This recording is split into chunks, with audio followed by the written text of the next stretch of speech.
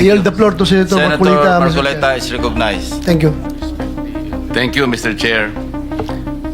Mr. Chair, I am going to consume my time by making a disclosure.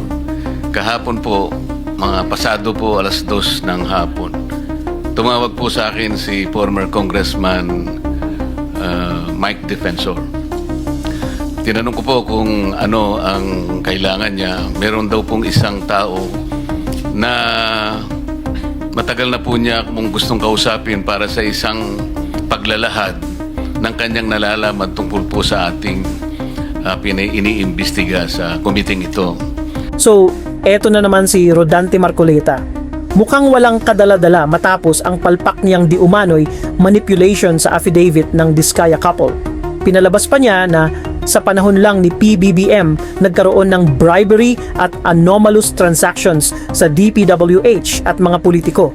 Pero mismong si Curly Diskaya, Your Honor, kasi po yung invitation po dito sa sa committee ay about lang po doon sa flood control po na sinabi po ni mahal na presidente po natin about sa flood control po na from 2022 po. at ang kanyang abogado ang umamin na they were instructed by the Blue Ribbon Committee, then chaired by Marcoleta, na mag-submit lang ng affidavit covering July 2022 up to present. Magbase ho tayo sa kung ano yung pinapagawa or gustong malaman ng Senado kasi sila yung nag-umpisa dyan. So, nag-comply ho kami doon from July 2022 to present. What a disgusting wig-wearing asshat. Ngayon, may take two na naman ang kanyang manipulative tactics sa Senado na syempre bilib na bilib ang mga DDS at ang kanyang Piluka fans. So ako po ay nagparaya at pinuntahan ko kung sino yung sinasabi niyang tao. Kasi po meron na raw po siyang draft na salaysay na kung gusto ko raw pong makita. So Mr. Chair, ako po ay nagpaunlak para makita kung talagang meron ngang ganung tao at meron nga siyang gustong isalaysay. To be fair, he's doing what other DDS senators couldn't, like China Boy Bongo, Boy Silly Bato, and Mark Villar. This time, nagdala siya ng resource person na directly connecting the billion-peso flood control corruption kay Zaldico at former House Speaker Martin Romualdez. Alam naman natin, matagal ng target ng DDS si Martin, pinsang buo ni PBBM. Kaya nag-resign na lang daw siya to give way for the ongoing Independent Commission for Infrastructure Investigations. Kahapon pa, nag-recommend ang NBI under DOJ na mag-file ng malversation cases laban kina Martin, Zaldi, Senator Cheese Escudero at former Senator Nancy Binay. Ginawa ito at wala namang namilit sa inyo. At katotohanan yan, ako nga po ay ininyayahan nyo para makita ko yung inyong salaysay. Yes, Your Honor. Ito po, ipinanotaryo ninyo. Nakikita ko rin po. Totoo po ba itong notaryong ito? Totoo po, Your Honor. Okay. Ngayon, kayo na po ang magbasa para sa ganun ay marinig po ng buong kapulungan. Pwede po niyong basahin ang inyong salaysay. Pero bago natin usisain ang bago niyang political hitman na si Orly Guteza na mukhang papalpak din, let's talk a bit about Piluka Thunder Marcoleta. Credit where credit is due, he's a persistent political operative. Yung ginagawa niya na ngayon reminds us of how he engineered the ABS-CBN shutdown. Siya mismo ang nagyabang na isinara daw niya ang network. Hindi po tayo natakot. Isinara ko po ang ABS-CBN dahil sa inyo. So, why is Marcoleta a dangerous political operative? Let's not forget his leftist past. Nakilala siya noon bilang progressive leftist member ng Party List Alagad, malapit sa militant groups.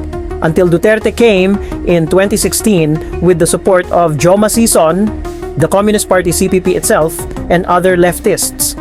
Nagkaroon man ng divorce after 2 years, marami pa ring komunista at leftists ang pumanig kay Digongyo. Kasama si Marcoleta, ka Eric Solis, former communist leader Jun Evasco, at iba pa. Diyan hinasa si Marcoleta bilang community organizer at political operative. That's why these tactics come so naturally to him. Pumupunta kami sa 28 Ladybug Corner, Dragonfly, Valle Verde 6, Pasig City. Tagabuhat lang ako ng malita ng basura. Ang ibig sabihin ng basura ay malita na may lamang pera. Ang bawat malita ay may lamang humigit kumulang 48 million pesos. Now, with Orly Guteza, obvious na obvious ang coaching, mas kabisado pa ni Marcoleta ang affidavit kaysa sa mismong testigo. Pinagalitan pa niya si Orly nang may nakalimutang linya sa script, este affidavit. Bago ibaba ang nasabing basura, ito, Merong napuputol sa binabasa mo eh. Huwag kang magmadali. Huwag kang magmadali. naputol na, Ulitin mo yung paragraph 20. wala na ako. Hindi ko makita na putol na siya.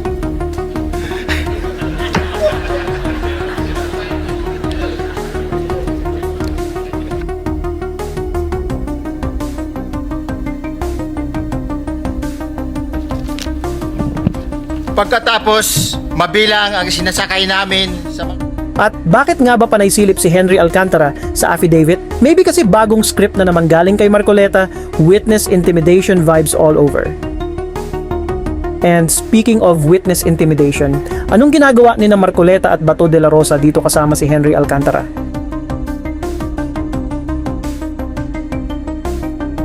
At ito ang bombshell. Ang affidavit na binasa ni Orly Guteza sa Senado is allegedly fake. Mismong notary public, Attorney Pechi Rose Espera, denied na siya ang nagnotaryo.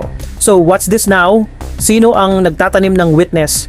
Pure DDS moves o dutaeng galawan? This is why we've been saying, it's time to investigate Marcoleta. Kasi kung hindi siya mapanagot sa kanyang alleged manipulation ng sworn statements, uulit-ulitin lang niya ang panggagago niya. Ganyan ang mga leftist operatives. You give them an inch, they'll take a kilometer, file an ethics complaint, disbar him, press charges, and jail him. Just like what Digongyo did to then Senator Laila de Lima. That's the only way to make Marcoleta accountable and finally give him a lesson.